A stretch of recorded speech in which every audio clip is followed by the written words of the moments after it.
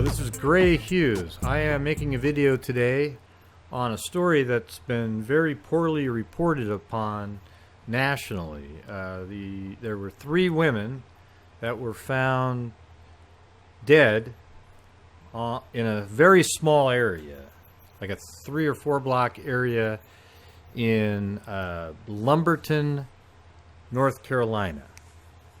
Okay, now there also might be an association with them and a young woman named Abby Patterson. And she was 20 years old, or is 20 years old. Her story, though, has more public information and has got way more publicity about it. Although there really isn't much information about her disappearance as well. But she hasn't been found dead or alive. However, the location she was last staying is very close to the location that these 3 women were found dead at, and they all seem to have a similar story. You know, they all have been addicted to drugs and have had problems with drugs and have been in and out of rehab. Now, Christina Bennett right here, there isn't as much information on her, but she also was found on the same street that these 2 were found on. Now, look at the dates here. These 2 women right here were both found on April 18th, 2017. Rhonda Jones right here, as you'll see later, she was actually found in a garbage bin, like one of those green garbage bins, and which I guess sometimes is really for like yard debris. And then Christina Bennett, she was actually found in an abandoned home on that street. Megan Oxendine was found on June 3rd, and she was found in bushes behind an abandoned home, just on a different street. But there's this railroad track that combines all of them. It's an old railroad track. It's not being used, but you can walk down the railroad track and pretty much follow along the entire path. So I'm not sure if that probably has something to do with this, okay, because they're all lined up on a railroad track. However, there's different streets that cross the railroad track, okay? Now, the reason that people think that Abby Patterson might be involved is right here. This is Google Earth, all right? Now, look where Abby is from. And when I say Abby involved, I don't mean involved in any in the deaths. I mean that her disappearance might be associated with them. Okay? Samantha Lovett is her mother, and she lived right in this area right here. And literally, if I was to measure this like that, it's only 0.32 miles to where as the crow flies, to where Megan's body was found. Okay? So it's very close. Now, the thing with Abby is she was staying with her mother. She actually is from, Abby lives in Florida, but she was visiting her mother in North Carolina, in Lumberton. And she told her mother that she was going to be out for an hour, okay? Now, let me show you what Abby looks like. I forgot to show you that part earlier. I'll move it over. So this is her right here. Now, amazingly, this photo right here was uploaded to Facebook on September 4th, 2017. All right? And that's another picture of her right there. Okay, so she was staying at her mother's house on September 5th. And she told her mother, I am going to leave the house for an hour, and I'll be back. And then she was seen getting into a brown vehicle, and that vehicle drove away, and she's never been seen again. The mother did try to call her cell phone a few times, and it went straight to voicemail. And she's never been heard from since. Okay, now the police did find the driver of the brown vehicle, and he has told the police where he dropped Abby off at, but we, the public, don't get to know where she was dropped off at. Now, did he drive her over into this area and drop her off? We don't know. Okay? Police say that there's no association that they can find with her disappearance and these three women. I just find that really odd. I mean, they're all four having problem with drugs, and perhaps Abby had a relapse and was being driven to some place to pick up drugs. We don't know the answer to that question, okay? But police seem to think there's no relationship. However, I found out about these three women by coming across Abby Patterson. I came across her name by looking up missing person FBI, and she showed up on there, and she seemed really full of life, just the one image that they had of her. So I looked at it, and then I came across these three women right here that has not really been in the news whatsoever.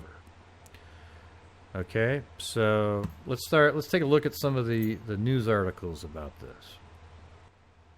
I actually do have an FBI press conference where he briefly describes them, so let's play that first.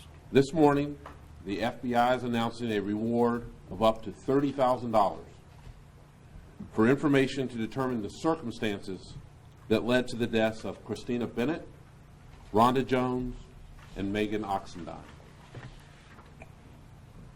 Christina Bennett, or as her family called her, Kristen, was found deceased inside a house on Peachtree Street on April 18, 2017.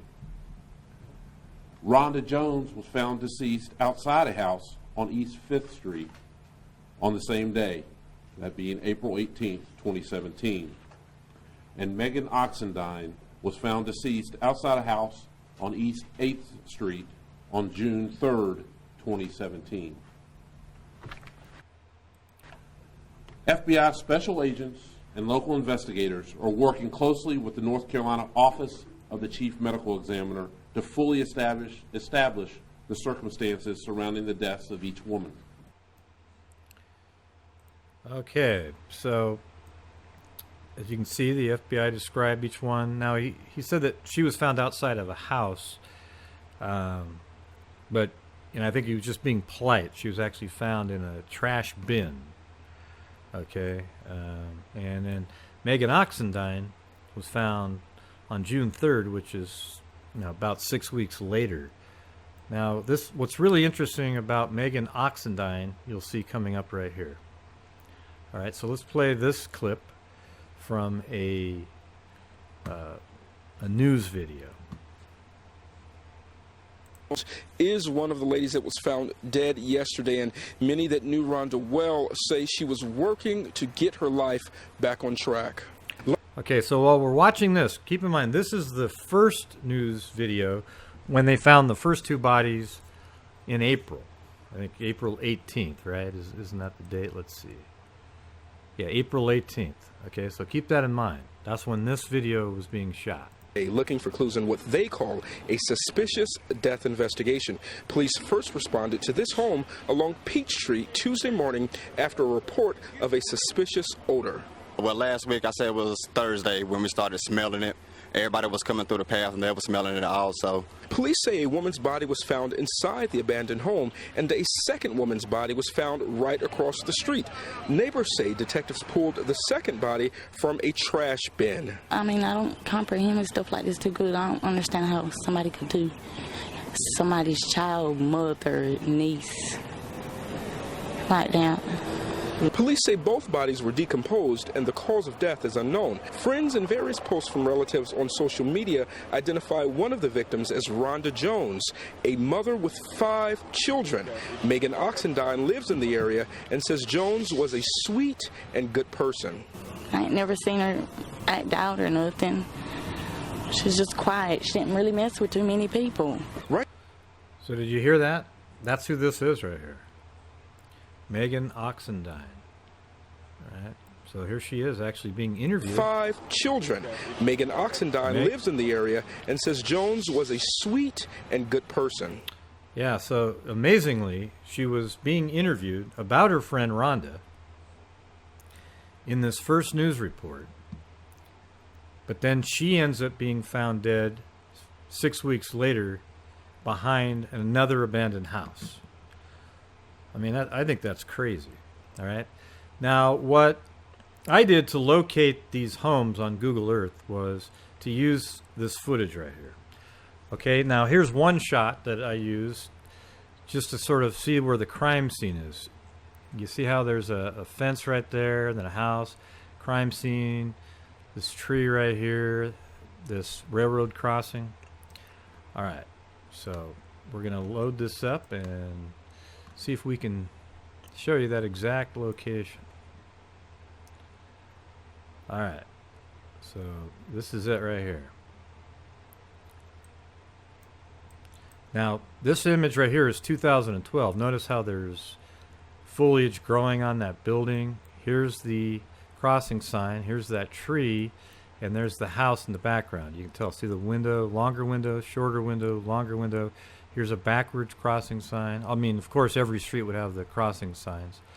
But here's a tree right here. And let's go back to what the video looks like. See that? Longer window, shorter window, longer window. And now this building doesn't have any of the foliage on it. Now, where Megan is standing in her interview, it's right over here, right off to the right here, and I'll show you that here in a second.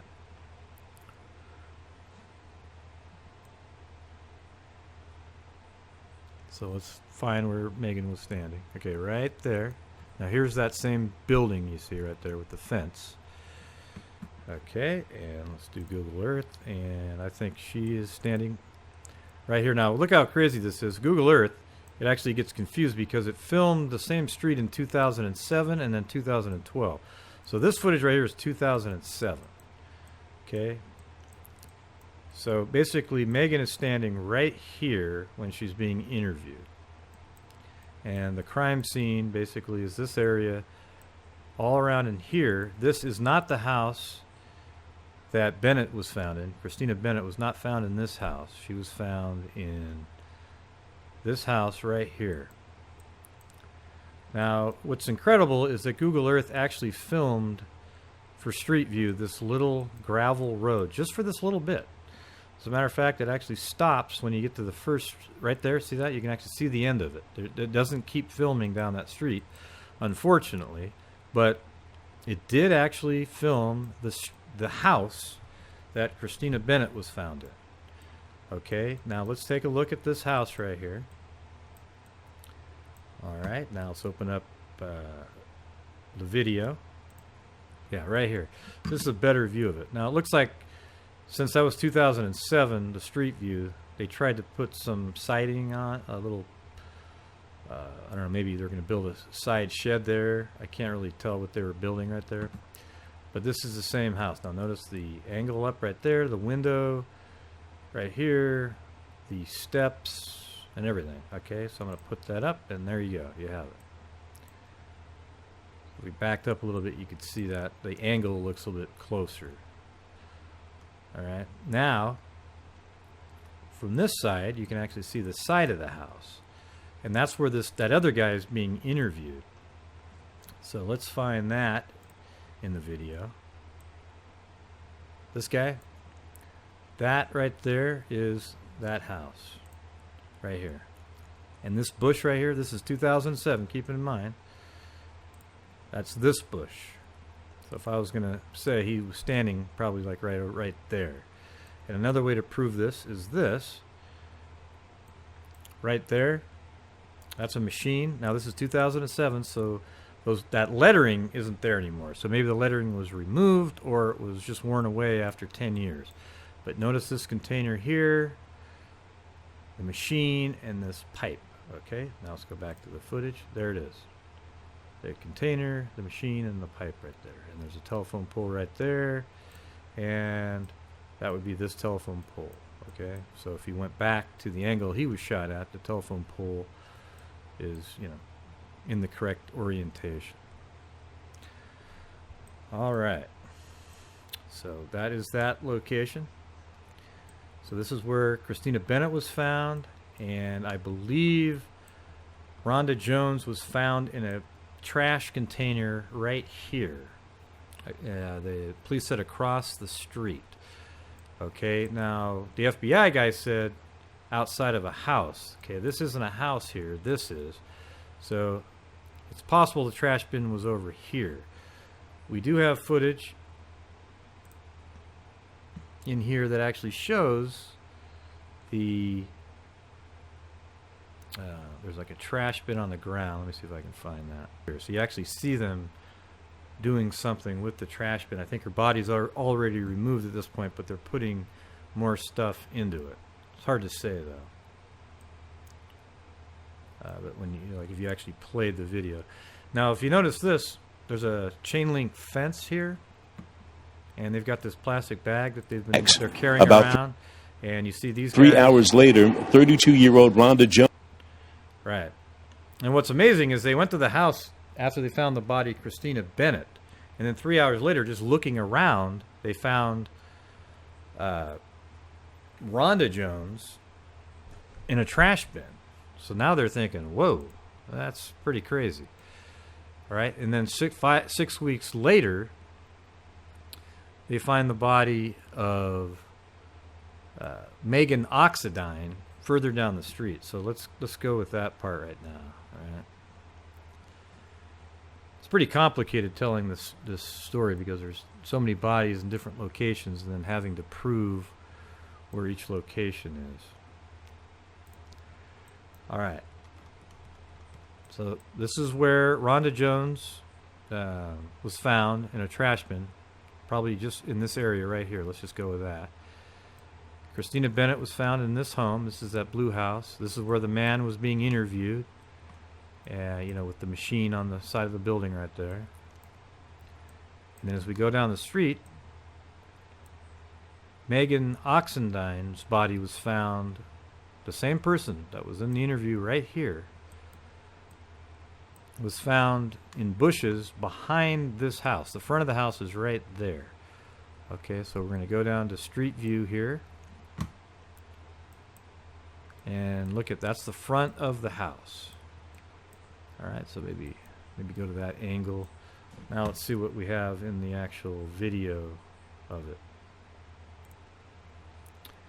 You know, actually, why don't we just play this portion of the video? The third body was found over the weekend. It definitely, like, makes me wonder if there's, like, a... You know, third body being Megan Oxendine. Because remember, the first two were found in April. serial killer or something, or... I don't know. But that's really close to home. According to close friends and family, 28-year-old Megan Oxendine was found naked, gagged, and bloodied behind this abandoned home on East 8th Street. Okay. So you see that, right?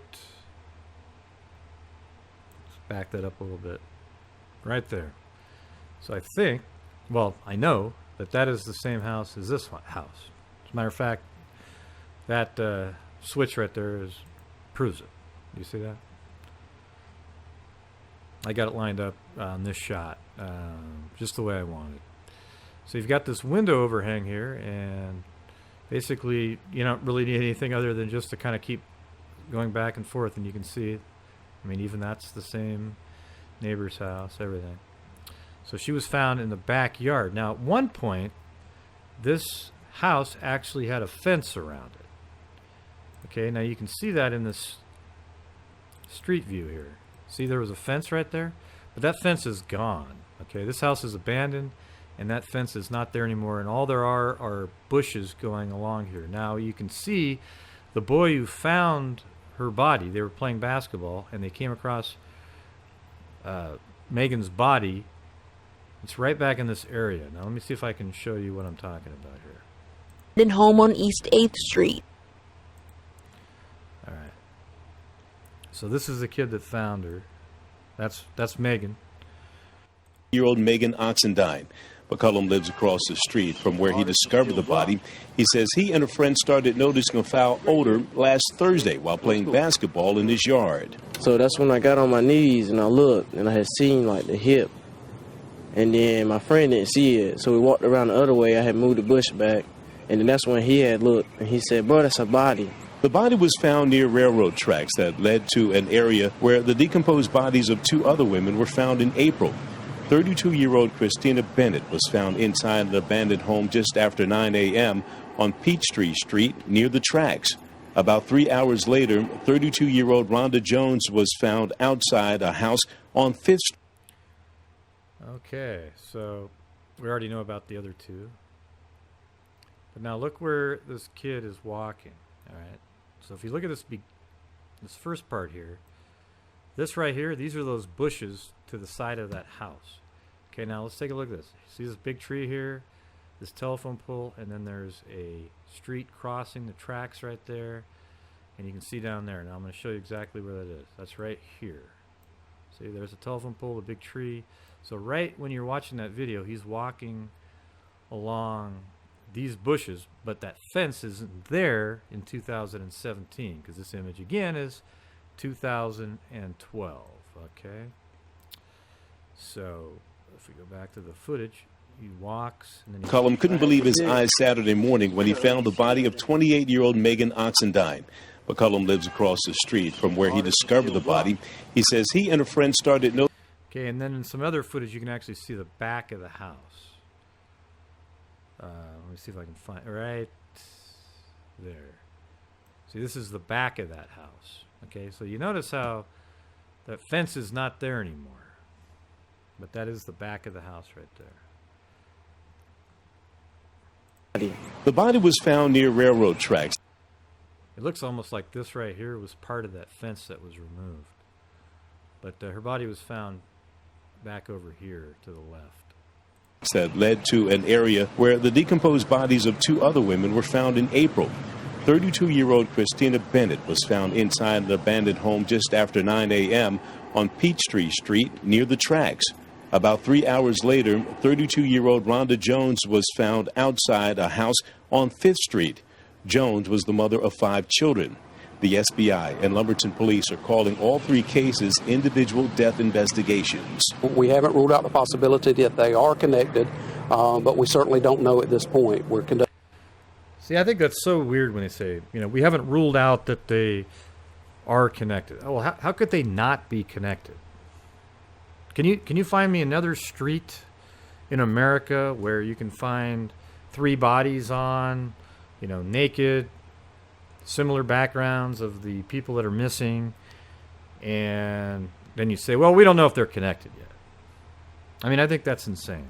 If they're not connected, then you should go out and play the lottery tomorrow, because you have a better chance of winning the mega bucks. Okay? Let's take a look at this from the air again. See, what's interesting to me is it seems this walkway here is what kind of connects the locations, because these are all different streets, obviously, going this way. But the railroad track goes straight down and connects all of them. Okay?